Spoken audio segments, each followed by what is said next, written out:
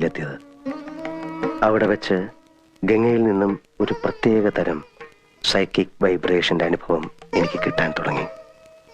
വേദനയോടെ ഞാൻ മനസ്സിലാക്കി, ഞാൻ അന്വേഷിച്ച് നടക്കുന്ന മാടമ്പിള്ളിയിലെ യഥാർത്ഥ മനോരോഗി എന്റെ അടുത്ത് നിൽക്കുന്ന ഗംഗയാണെന്ന്.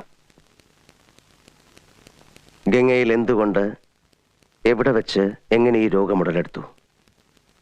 ഒരിക്കൽ നീയുമായിട്ടുള്ള വിവാഹാലോചന വരെ എത്തിയ ശ്രീദേവിയുടെ സാന്നിധ്യമാണോ ഗംഗയുടെ രോഗകാരണം? അതറിയാനാണ് അന്ന് ഞാൻ ശ്രീദേവിയും കൂട്ടി അമ്പലത്തിൽ പോകാൻ പറഞ്ഞത്. പക്ഷെ ഗംഗയ്ക്ക് അതൊരു പ്രശ്നമേ അല്ലെന്ന് എനിക്ക് വളരെ വ്യക്തമായി. പഴങ്കഥയിലെ നാഗവല്ലിയുടെ ഒരു കാര്യം പറഞ്ഞ് ഗംഗയെ പ്രകോപിപ്പിക്കാൻ ഞാൻ ശ്രമിച്ചു. നാഗവല്ലിയുടെ ചിലങ്കയെ ചൊല്ലി എന്തൊക്കെയോ പറഞ്ഞ് ഞാൻ ഗംഗയോട് എതിർത്തു. ഗംഗ പ്രതികരിച്ചു. അതിശക്തമായി, അസാധാരണമായി. അപൂർവമായ ഒരു മനോരോഗത്തിന്റെ അഗ്നികുണ്ഡങ്ങൾ